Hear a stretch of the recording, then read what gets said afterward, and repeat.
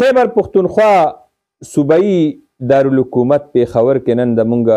منتخب نمایندګانو سره چې کم کلواړ شوی دی او کم ظلم پې شوی دی نو د دې چې په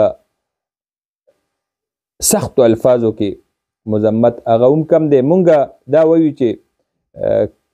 په خیبر پښتونخوا کې زمونږ د پی ټي آی حکومت دی او همدغه حکومت همدغه جماعت دا هم د خپل چې کوم د هغوی جایز حقوق دي نو هغې دپاره مسلسل احتجاج باندې دی او د خپلو مطالباتو په حق کې د تیر څو کالو نه دا په احتجاج دی او د هغې دوران کې مختلف قسمه صعوبتونه مشکلات هغه مخې ته ورته راځي. خو دلته کې پس خیبر پښتونخوا کې زمونږ همغه حکومت هغه چې کم ځان باندې خپلې پاټۍ باندې کم ظلم ګڼي او کم رویه ظلم ګڼي نو هغه شی د خپل نور سیاسي جماعتونو سره او بیا منتخب نمایندګانو سره چې خلکو وله ووټ ورکړی دی بلدیاتي الیکشن کې هغه نمایندګانو باندې کولو فایرنګ او هغوی باندې انسوګیس چې کوم ظالمانه شیلنګ دی شوی دی دا د منتخب نمایندګان دا د هرې علاقې د هغې ام پی ایز او ام این ایز تصور کیږي چې کم ځای نه هم راغلي دي دی دې کې تحصیل ناظمانو دې کې کونسلران دي په ډېر ګڼ تعداد کې کونسلران او وجه دا ده چې پی ټي آی حکومت زمونږ هغه تحصیلونو ته فنډ ورکړی دی چې هغې کې د هغې خپل ناظمان دي او نمایندګان دي او هغه یې پریښي دي چې کم د هغی پاټۍ سره تعلق نه دی او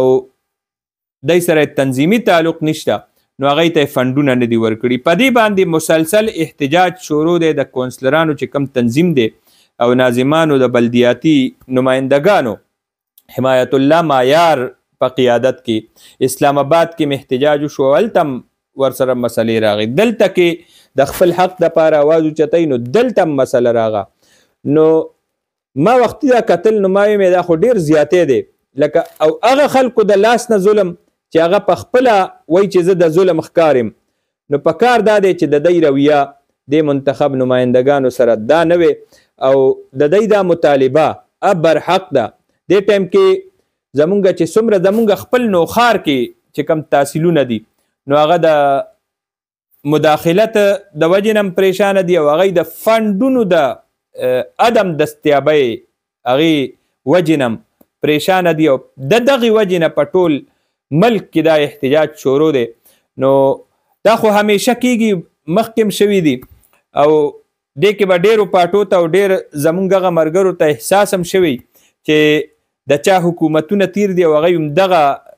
نمایندګان هغه محرومه ساتلی دي منصوبې وله نه دي ورکړي فنډونه لکه دلته هم نوښار کې د پرویز خان حکومتونو د هغوی چې کوم مخالف جماعتونه به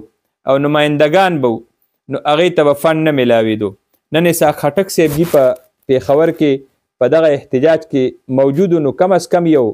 احساس به ورته شوی چې کله فنډ نه میلاویږي نو بیا او خلکو له اوټ ورکړی وي نو هغه بیا څه حالي او هغه باندې هغه ته څومره تکلیفي. په هر حال مونږ د دې شیز غندنه کوو دا چې کوم ظلم په دې پېښور کې په منتخب چیرمنانو باندې شوی دی تحصیل ناظمانو د نامې جامع خلق او خلکو مشران نو دا داسې ده چې زه ګڼم دا د دې خیبر پښتونخوا په عام ولس باندې ډزې دي او په عام ولس باندې شیلنګ دی او په هغوی باندې تشدد دی وحشیانه تشدد دی او د دې چې کوم نتیجه ده هغه به ښه نه راوځي. حکومت له د دې سدباب پکار دی او زمونږ وزیر اعلی صاحب که ته عقل در سره او ته هلته وی چې ما سره ظلم کیږي په مرکز کې نو دلته د خپل رعایا سره بیا ظلم مه کوه دلته اختیار تا سره دی او په کار دا دی چې ته د کم ویژن او د کمې نارې تاسو تحت کار کوئ او د کم پاټۍ هغه نوم لاندې نو هغه انصاف هغه تاسو له عملي طور ښودل پکار دی د معاشرې ته او دا امتیازي سلوک تاسو له پرېښول پکار دی او د امتیازي سلوک هغې نتایج هغه ستا پاټۍ دپاره هم ښه نه راوځي او ستا د سیاست دپاره هم طبعی ده او قبر دی او ستا د سیاست تابوت دی. زه ګڼم دا نننۍ واقعه دا د پی ټی آی پاکستان تحریک انصاف سیاست او د دوی په دوغلې رویې باندې هغې باندې دا به همیشه لیکلی کېږي او دا بدنما داغ دی. پکار دا دی چې دی د دې نمایندګانو فنډونه فوري طور باندې ریلیز کړي او د دوی جایز چې کوم حقوق دي مطالبات دي او مني خلکو ووټ ورکړی دی. د دې مطلب خدا دی چې تا سره په اسمبلی کې کوم د اپوزیشن ایم پی ایګان دي نو ته به هغوی له هم فنډ نه ورکوې او ته به هغوی سره هم دا رویه کوې ته به هغوی سره هم ظلم کوې. نو د دې خو صفا دا مقصد دی چې ته او مطلب دی چې ته به دا ته ظلم کوې د دې صوبې خلقو سره عام ولس سره د هغوی ته چې کم سهولیات او کم ستا د حکومت ذمواري ده او کم سرویسز